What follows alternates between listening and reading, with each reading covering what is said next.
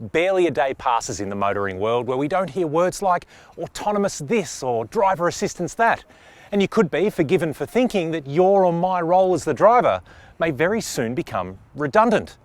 However, today I am very happy to say that that is most certainly not the case.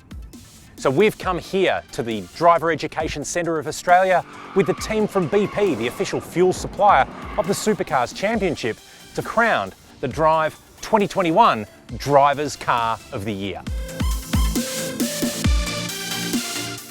In order to find the best driver's car on sale in Australia, the Drive team presented you with our top 6.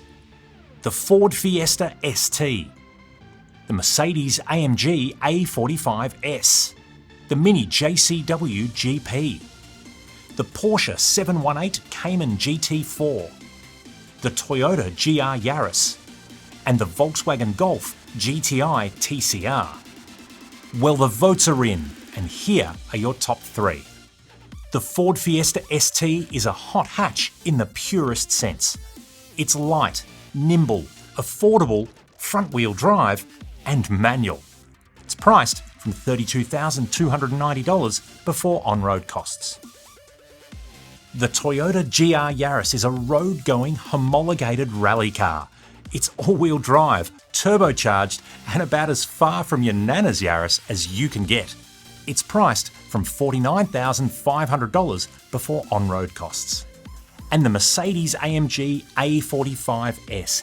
It's a fire-breathing, all-wheel drive, 2-litre turbocharged techno rocket ship, and it's priced from $94,100 before on-road costs. So what's the plan? Well, we're here at the skid pan with the 3 finalists that you voted for to find out not only which one's the fastest, but also which one provides the most amount of driver engagement and overall thrill. But of course, we can't do all of this by ourselves. So we're joined here today by not only the official BP Ultimate Supercars Championship safety car, but also Team DeWalt Racing driver, Scott Pye. So Scott, as a professional driver, what do you look for in a driver's car?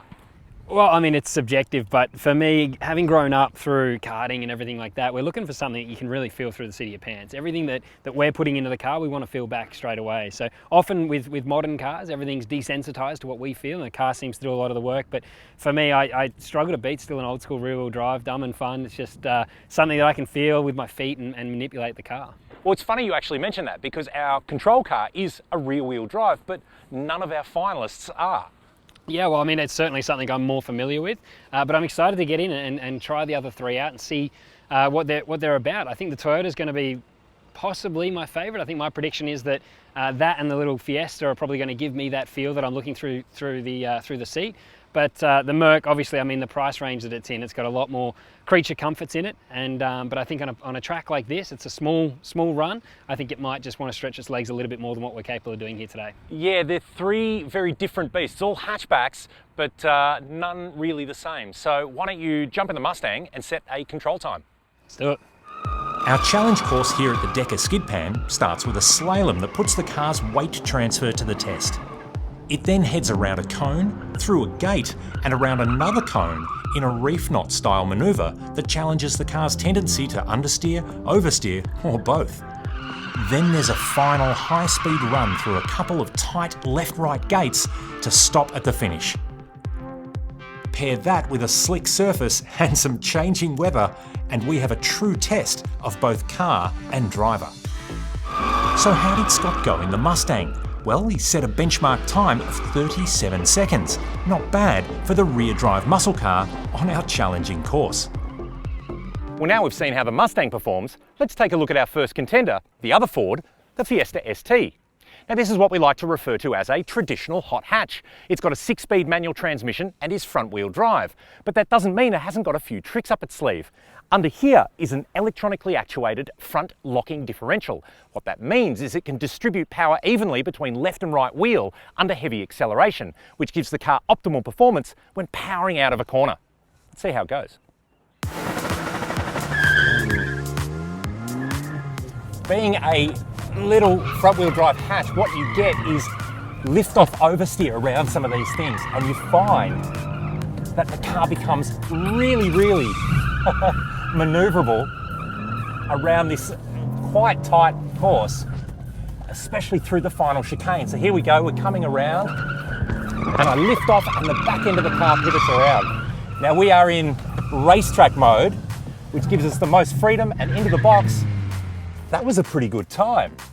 But now let's set an actually good time by getting Scott behind the wheel. We are in the Fiesta ST, which has been a great little car, especially through this slalom section.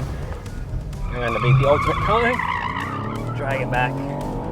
It just had a little bit too much understeer for my liking. It didn't feel as racy as the others. But yeah, still a fantastic car, just because you're able to get that rear of the car around a little bit more and have some more fun in it. See, this is when I like my job. This is always good fun. No matter what car we're in, you can't not enjoy yourself. Oh, I nearly overshot the box. Scott's average time in the Fiesta matched that of the Mustang, 37 seconds. Well, not bad at all, especially considering how affordable the Fiesta is. Now let's look at the Toyota. The GR Yaris is a bit of a latecomer to this scene, arriving in Australia only in December 2020. And it came with an awful lot of hype and an awful lot of expectation. And I have to say, so far, it hasn't let us down.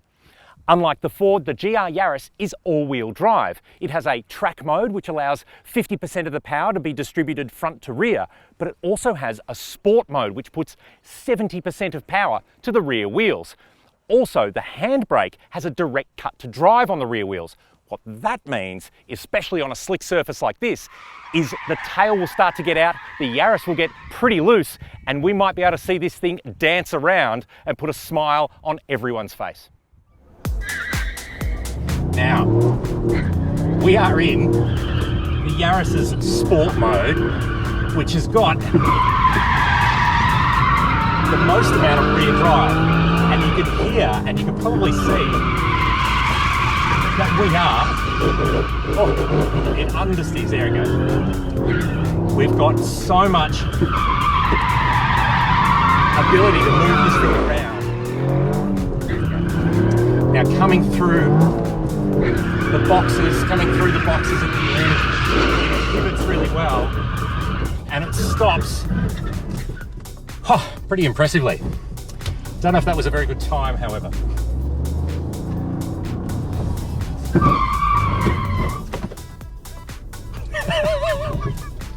The GR Yaris is just hilariously good fun. So, what did our professional driver think? We're in the Toyota, we're in sport mode now, which should be 70% of the power going to the rear axle, which will allow me to use the right foot to get some of the turning done. Yeah, it turns on a dime. This thing's so much fun to drive. Fantastic value. The only thing is, in low RPM, you got to clutch kick it just to keep that motor running, which on the road, it's not going to be an issue. But out here, it's a little bit annoying. But other than that, this thing is fantastic in the car to drive. That was good fun. But if our course wasn't challenging enough, Mother Nature turned on the waterworks, turning our already slippery surface into an underwater one.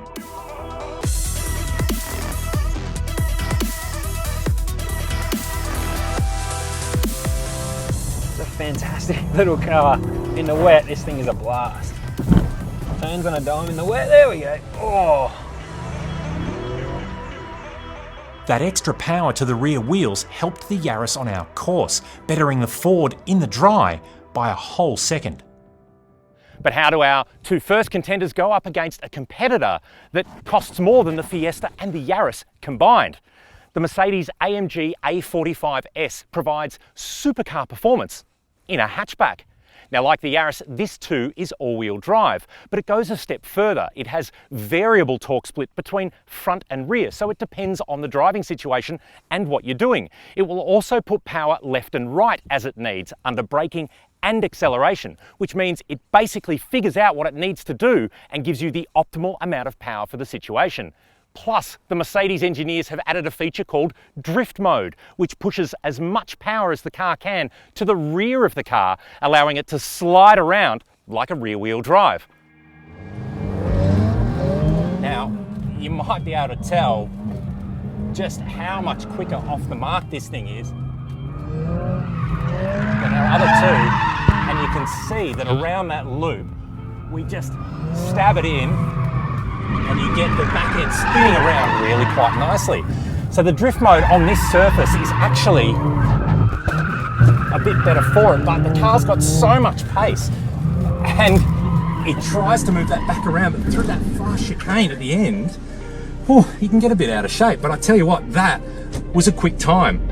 And this thing is a lot of fun. Scott thought so too, perhaps because it has 2/3 the power of his race car. I love that with just a little bit of throttle, drives all the grunt to the rear and gets the turning done for you.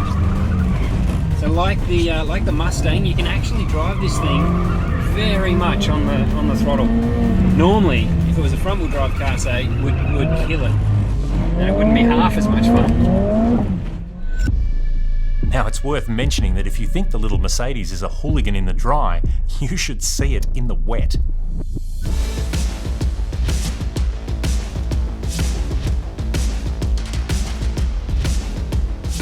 So to be honest, in the wet, I think this is actually probably one of my favourite cars to drive. This might even trump the Toyota in the wet.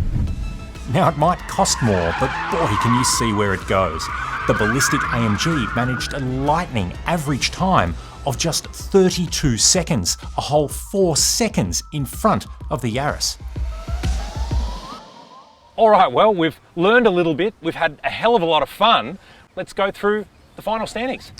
Yeah, I mean, as much fun as I had in the Fiesta ST, it didn't have as much turn as I would like, especially on a little circuit like this. Yep.